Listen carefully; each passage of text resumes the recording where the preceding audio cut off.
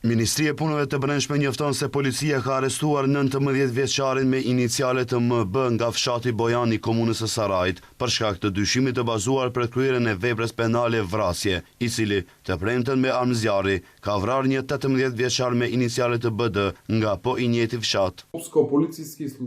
Zyrtarët policorë të sektorit për punë të brendshme të Shkupit arrestuan 19 vjeçarin MB nga fshati Bojan në ndyshimin se ka kryer veprën penale vrasje, sipas nenit 123 të kodit penal.